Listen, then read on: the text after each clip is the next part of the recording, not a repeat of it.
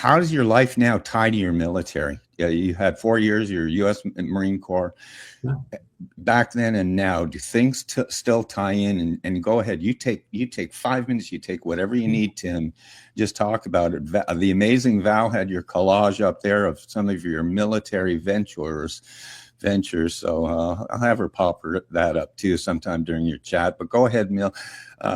How's UMC, United States Marine Corps, tied to now what you do in your life and everything in between? How's that for an open-ended question? Yeah, go ahead. Yeah, nice and broad. Well, the things that I learned in the Marine Corps were be on time and work hard, period. So I think that gets you an automatic edge in anywhere. If you're showing up prepared, on time, and you're ready to work super hard, you've probably beat 75% of the people just at step one. In the different industries and things like that, I constantly see people that probably let themselves down because they don't take the time to prepare. They're not ready to work hard to see the job done. They kind of quit on themselves. And that's something I learned, as a big differentiator for sure. How does it, go in the mortgage business and the civilian sector? You have to learn how to treat people differently. When I was in the Marine Corps, it was the way only, and that's what you're going to do until the mission's done. Marine Corps, doctrine is mission accomplishment, troop welfare, in that order. The civilian side's different. You have to realize that people can quit. Like, they can give their 2 weeks, they could resign immediately. So, working with people, stuff like that, and relationships, really matters. And I've worked super hard on that fact.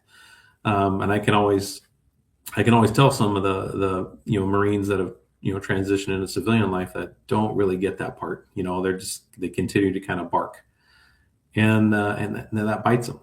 There's a time and a place. You realize the dog doesn't have to bark to get attention. Tact and persuasion. And sometimes to get what you need done out of people goes so much further. So. With my kids, I've got pretty gentle kids, and I'm really glad for it. My son is, he's in college. He's really enjoying his classes. He's developed such wonderful study skills. And I was like, this is really good for you. And my daughter, I tease her that, yeah, she could join the Marine Corps. And then she teases me how her uncle was in the Air Force. I don't really want to hear that, but okay. Anyway, she does. It's fine with me. So no, those are things that really, can translate from the Marine Corps into everything we do. One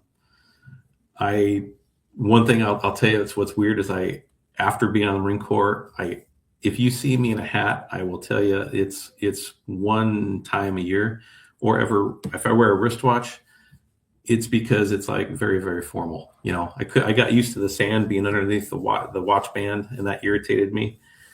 And wearing a hat or a cover, something like that, because I had to do it no matter what, I've never gotten used to again. So just some kind of funny quirks, but the Marine Corps, it never leaves you. You don't join the Marine Corps, you become a Marine. You're not part of it. You were never a Marine. You are always a Marine.